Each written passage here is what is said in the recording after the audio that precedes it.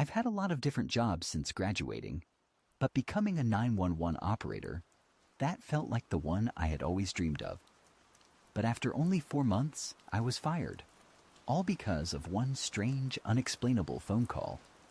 It was a call that left me completely numb, with a chilling sensation I still can't shake.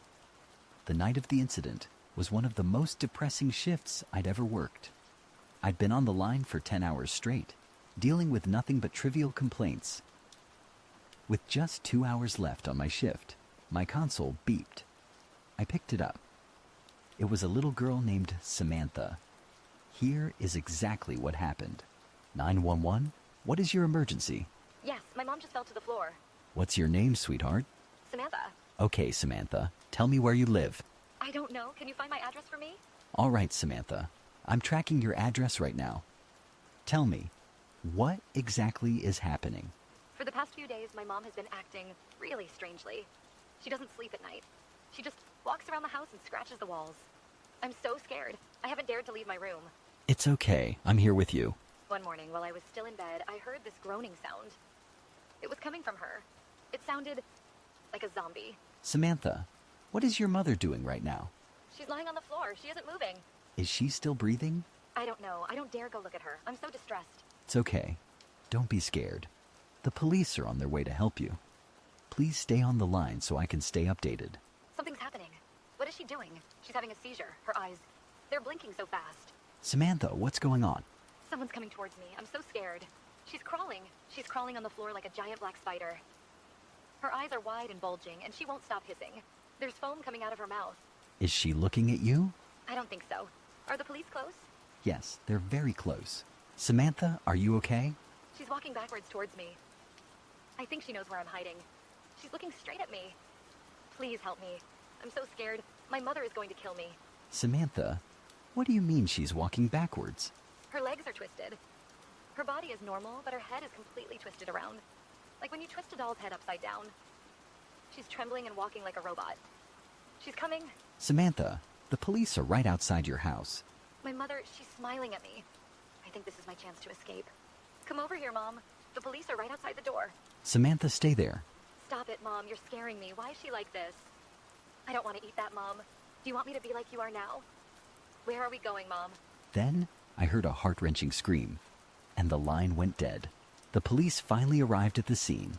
They didn't find Samantha or her mother. In fact, the house looked like it had been abandoned for years. The electricity was completely cut off, and there wasn't a single piece of furniture inside. The only thing they found was the rotting carcass of a dog lying in the middle of the living room, looking like it had been dead for weeks. Disgusting insects covered the walls, but there was absolutely no sign of human life. The next morning, I took the day off to visit the address myself. The call haunted me. My boss and the other operators swore I had tracked the wrong address, but I know I didn't. The address was correct, and the system doesn't make those mistakes. I think about Samantha every single day. I pray nothing horrible happened to her.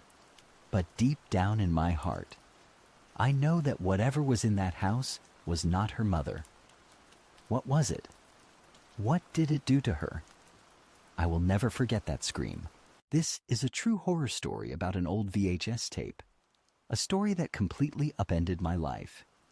It happened about 4 years ago, right around December. A massive snowstorm had just hit, and it was freezing outside. My wife and I were trying our best to stock up on food and supplies before the worst of the winter settled in. Our only problem was that we didn't own a car. To be precise, we just couldn't afford one. My salary barely covered food and our monthly rent. My wife had quit her job to stay home and take care of our 2-month-old baby. But I tried my hardest to save up, and eventually, after months of scraping by, I finally had enough. One day, I came home and gave my wife the good news. She gave me the most satisfied smile. The next morning, we headed to the local car dealership. There were only 2 cars left on the lot. They didn't look great, but they were incredibly cheap, and as long as they ran fine, that was enough for us. We paid the cash, took the keys, and drove home. The car was manufactured back in 1984. The engine was old, but it actually drove really well. Everything seemed perfect. Until 6 months later, I was cleaning the inside of the car when I spotted something strange underneath the back seat. Something I hadn't noticed before, even though I checked the car regularly. I grabbed a flashlight and peered underneath. It looked like a rectangular black object. I figured the previous owner must have left it behind. With a lot of struggling, I managed to pull it out from under the seat. It was an old VHS tape. Written on the label were the words, "Happy Memories." I didn't want to invade anyone's privacy, but my curiosity got the better of me. I went up to the attic to find my old VHS player. I popped the tape in. The first few scenes looked perfectly normal. It was a family celebrating Christmas. They were sitting together, opening presents. But then, for some unknown reason, the husband and wife started arguing while their children stood there crying. The argument grew more intense, though I couldn't clearly hear what they were screaming about. Then the video suddenly stopped, and the screen went pitch black.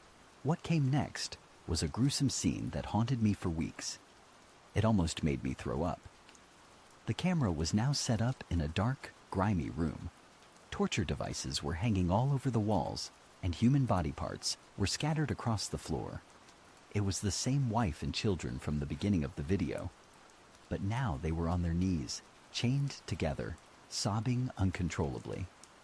There was a man in the room with them. I couldn't see his face clearly because of the camera angle.